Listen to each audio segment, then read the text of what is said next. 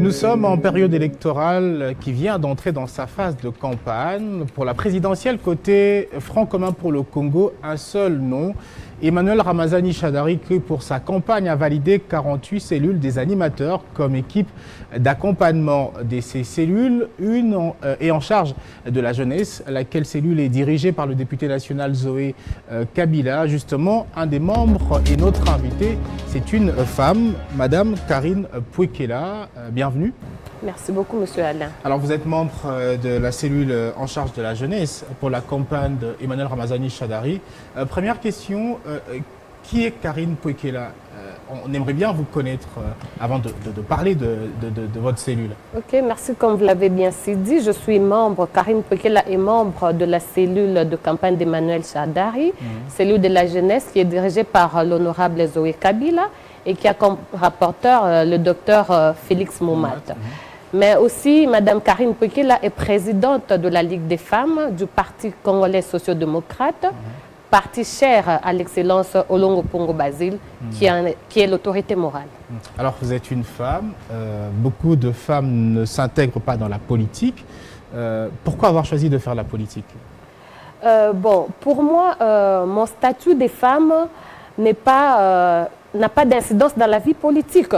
Mais plutôt, mon statut des femmes doit être un mobile, d'encourager d'autres femmes qui traînent encore les pas, de venir afin de pouvoir servir notre pays.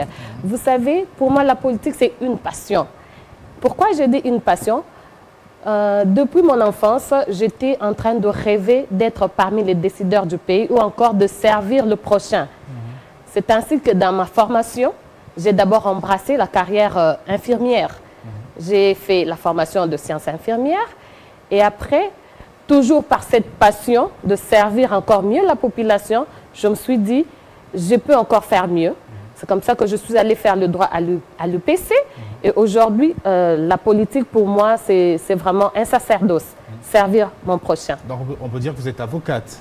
Je n'exerce pas encore, mais je suis juriste de formation. Ok. Alors, dans la politique, ça c'est une autre question que j'aimerais vous poser parce que vous avez dit que vous avez choisi de faire la politique. Dans la politique, il y a quelquefois des coups bas. La politique désoriente deux fois les personnes de leur pensée, si je dois le dire ainsi. Parfois, vous êtes obligé, je ne dirais pas de mentir, mais parfois vous êtes obligé d'adopter une philosophie qui n'est pas la vôtre parce que c'est la politique. Est-ce que vous n'avez pas peur d'avoir une image salie dans le futur à cause de la politique? Bon, quand vous me parlez de coups bas, je dirais du reste que la vie c'est un combat. Parce que même dans ma première profession, celle de sciences infirmières, je disais, il y a aussi des coups bas. Vous savez, si aujourd'hui la loi sur l'ordre des infirmiers traîne, c'est parce qu'il y a de praticiens dans ce même secteur ne veulent pas. Alors, ce n'est pas pour autant que les infirmiers vont baisser le bras. Donc, pour moi, les coups bas, ce sont Ce sont des choses qui arrivent. Ce sont des choses qui arrivent même pas dans la politique, partout dans la vie quotidienne. Il y a toujours des coups bas. Mais pour moi, ça ne peut pas être un obstacle pour moi de servir ma population, de m'engager dans ces luttes que j'ai déjà embrassées. Bon, vous trouvez que pour moi, c'est vraiment une passion. Je vais servir, quels que soient les coups que je peux rencontrer dans ma vie de tous les jours. Je n'ai pas aussi peur d'embrasser cette carrière-là. Vous comprenez? Vous avez dit tout à l'heure que je n'ai pas peur d'être salie ou... Oui, bon, la politique, ne soigne forcément pas l'image d'une personne. Il y a quelquefois des petits soucis qui peuvent intervenir, qui vous obligent parfois à dire le contraire de ce que vous pensez. Et est-ce que vous n'avez pas peur que ça puisse changer ce que vous avez vous-même comme passion intérieure? Non, vous savez, la pensée, c'est quelque chose qui est déjà garanti par la liberté de penser, je voulais dire. C'est quelque chose qui est déjà garanti par la Constitution de notre pays. Alors, ce que moi je pense ne peut pas être forcément ce que l'autre pense. Donc, je ne peux pas vouloir que les choses marchent tel que moi je le pense, mais du moins, si l'autre peut penser dans le sens de faire avancer les choses, je ne peux que m'incliner si ma pensée ne prime pas sur celle des autres. Mais pour le bien-être de la population, je pense que cela ne peut pas être mauvais. Alors vous êtes présidente de la Ligue des femmes du Parti congolais social-démocrate, parti cher à Basile Olongo, actuel vice-ministre de l'Intérieur. qui en est l'autorité morale. Et le président de ce parti, c'est Monsieur Jean Bolingo. Et c'est un parti qui a aussi signé la charte du FCC, je pense. Et de ce fait, vous, en tant que membre de ce parti, vous faites partie de la cellule en charge de la jeunesse dirigée par le député national Aladi Zoé Kabila. Alors, qu'est-ce que doit être le rôle de cette cellule? Parce que vous en êtes membre. Qu'est-ce que le candidat FCC, Emmanuel Ramazani Shadari, doit attendre de votre cellule? Merci beaucoup, M. Alain, pour la question. Je vais tout droit vous dire que, vous savez, la population congolaise est composée de presque 50% de la jeunesse. La population congolaise, en général, est à 70% jeune. C'est 65-70%. Bon, oui, voilà, vous à avez peu raison. près, oui. Alors, pour nous, le rôle de la jeunesse dans cette période électorale, ou encore c'est que le candidat Emmanuel Ramazani Shadari attend de la population, de la jeunesse congolaise aujourd'hui, c'est cet accompagnement-là que ne cesse de prêcher notre coordonnateur, l'honorable Zoé Kabila. Il nous prêche d'accompagner le candidat, d'être toujours derrière les candidats et de militer pour que la jeunesse cesse avec cette histoire de clientélisme. Vous savez, aujourd'hui, le stade de Tata Raphaël a été rempli à 70% par la population jeune, la jeunesse congolaise. Lors du meeting du FCC. Oui, ça prouve combien la jeunesse peut apporter sur la scène politique ici au Congo. C'est pourquoi le rôle de cette cellule des jeunesses est d'accompagner les jeunes. D'ailleurs, vous allez remarquer avec moi qu'il y a beaucoup de candidats jeunes qui se sont levés aujourd'hui et qui sont dans la course avec les vieux.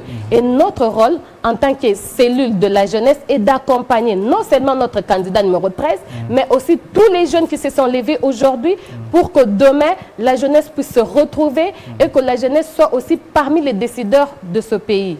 Donc je pense que c'est ce qui est un peu de mots, le rôle de notre cellule. C'est ce qui est la priorité. Alors depuis la mise en place des membres de cette cellule, il y a eu deux grandes activités dirigées par l'honorable Zoé Kabila. Première réunion, c'était, je pense, une réunion d'harmonisation entre membres. Et puis il y a récemment eu dans la salle Showbuzz un rassemblement avec les présidents des partis de Ligue des jeunes, des partis du FCC, toujours sous la coordination de l'honorable Zoé Kabila. D'ailleurs, nous allons suivre ce qu'a été cette rencontre et nous allons commenter cette activité ensemble.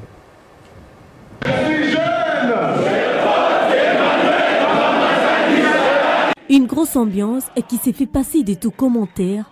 Nous sommes en pleine matinée politique de la cellule chargée de la jeunesse du Front commun pour le Congo. On peut apercevoir, ici et là, les présidents des ligues de jeunes des regroupements et partis politiques, ainsi que les responsables de mouvements associatifs, membres de la méga coalition au pouvoir.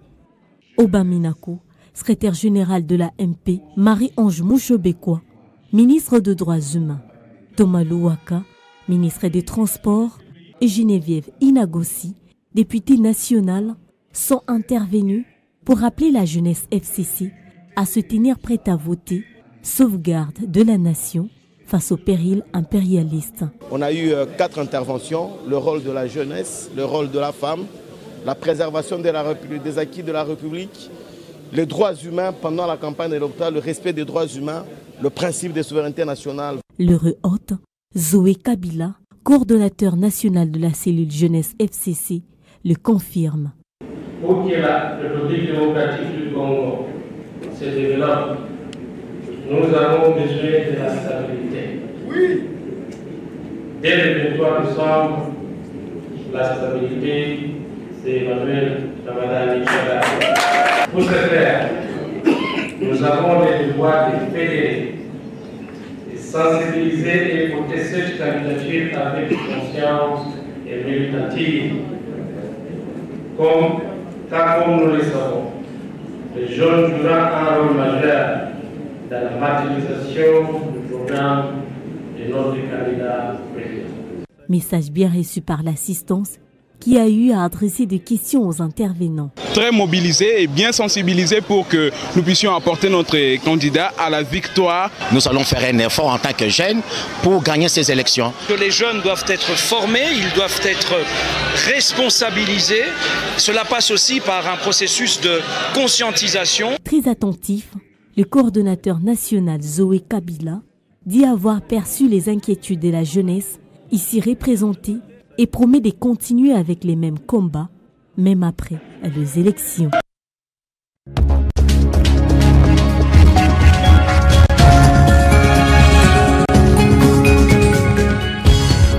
Voilà, vous avez suivi ce reportage avec nous. Alors, la RDC a besoin de la stabilité, et la stabilité, c'est Emmanuel Ramazani Shadari. Ce sont les mots du coordonnateur de la cellule jeunesse, l'honorable Zoé Kabila. Est-ce que vous êtes du même avis? Est-ce que la stabilité de la RDC, c'est Emmanuel Ramazani Shadari? Bien sûr que oui. Aujourd'hui, vous allez le remarquer avec tout le monde que depuis sa désignation en tant que candidat du FCC, tout se passe dans le calme. Il n'y a jamais eu des soulèvements par-ci, par-là. Mais contrairement à ce qui s'est passé avec nos amis d'en face, lorsqu'ils ont sorti leur candidat, vous avez remarqué qu'il y a eu de troubles par-ci, par-là. Et puis deux ont finalement retiré la signature. Vous l'avez constaté. Donc la stabilité, c'est Emmanuel Ramazani Shadari. Et cette stabilité ne peut pas passer sans pour autant mettre la jeunesse au centre.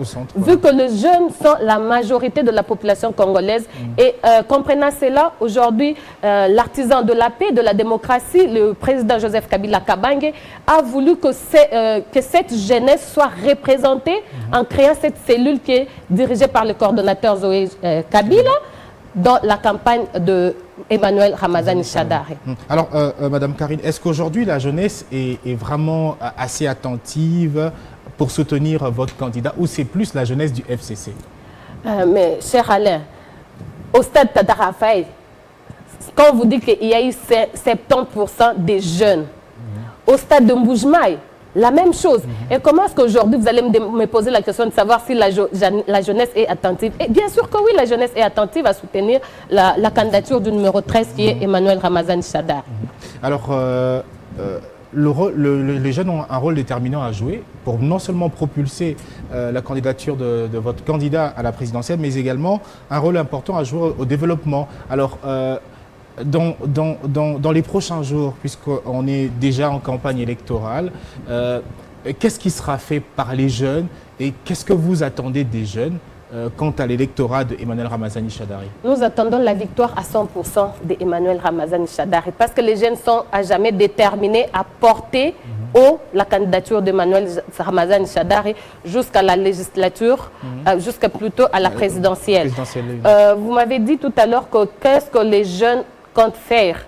Vous avez remarqué que la cellule n'est pas seulement nationale, c'est-à-dire ne se limite pas seulement au niveau de Kinshasa. Non, elle n'est pas provinciale, elle est nationale. Elle est nationale. Dans le tout prochain jour, vous allez remarquer qu'il y aura plein d'activités, parce que là, c'est déjà la période de campagne. Nous aurons à faire beaucoup de choses avec la jeunesse qui va prouver au monde que Emmanuel Ramazani Shadari est non seulement le choix de la jeunesse, mais le choix du peuple congolais. Alors, une question me taraude tout de suite. Il y a quand même une vingtaine de membres dans cette cellule. Les femmes, on en a à peine 5-6. Vous êtes femme. Est-ce que vous ne trouvez pas que vous n'êtes pas assez représentée dans cette cellule? Vous savez, n'est pas représenté, moi je dis non. Vu que nous sommes associés à tous les travaux de la cellule, pour moi, je me dis que c'est d'ailleurs ici pour moi l'occasion d'appeler toutes les femmes qui traînent encore, toutes les femmes qui sont encore dans l'ombre, de venir s'associer à nous. Vous savez, la femme aujourd'hui hésite encore. Ce n'est pas que s'il n'y a pas eu de candidature des femmes, comment voulez-vous que nous soyons à 50% aussi femmes dans la cellule? Moi, je pense que c'est ici pour moi l'occasion d'appeler les femmes qui traînent encore les pas, de venir se rejoindre à nous. Et notre cellule, comme le dit toujours notre coordonnateur national Zoé Kabila, est ouverte à toute personne, si pas toutes les femmes qui veulent encore adhérer pour travailler ensemble avec nous. Je pense que question d'être représentée ou pas, nous sommes toujours associés aux travaux de la cellule. Alors, il faut dire aussi, c'est une précision importante, que la cellule a ses membres, mais elle travaille avec d'autres structures des jeunes. Est-ce que déjà, quelles sont les relations entre la cellule et d'autres structures des jeunes? Avec l'activité qui s'est passée le samedi passé à Chobeuf, vous allez voir que les relations sont bonnes avec les autres jeunes. On a invité non seulement les présidents des ligues des jeunes de partis, membres du FCC bien sûr, mais aussi les représentants des mouvements associatifs des jeunes actifs à Kinshasa. Et cela sera fait dans les autres provinces dans le jour à venir. Alors, je vais quand même vous poser cette question. Vous êtes une jeune femme, membre de cette cellule. Il y a eu quelques petits soucis récemment au niveau de l'université de Kinshasa. Comment, à votre niveau, vous avez eu à prendre cette nouvelle et est-ce que la cellule de campagne d'Emmanuel Ramazani Shadary ne se sent pas en danger? Parce qu'à l'UNIKIN, il y a beaucoup d'étudiants qui sont des potentiels électeurs pour votre candidat. Suite à ce qui s'est passé, est-ce que la cellule a essayé de prendre connaissance de la citation et est-ce que la cellule pense faire quelque chose, bien que les obsèques de ces deux étudiants tués par accident lors de l'intervention de la police sera prise en charge par le gouvernement? Est-ce que la cellule compte faire quelque chose? Parce que c'est important d'être aux côtés de tous les jeunes. Ok, merci beaucoup. Je pense que la mort d'une personne et surtout d'un jeune ne peut que toucher la cellule.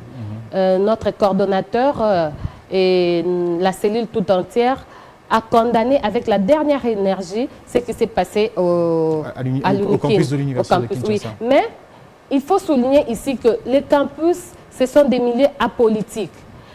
Un politicien, c'est celui, quand il pose un acte, il doit prévoir pour que demain, il ne soit pas, surpris de ce que ces actes posés, les conséquences de ces actes. Vous savez quoi? Cette histoire qui s'est passée au campus n'enchante pas la cellule de la jeunesse.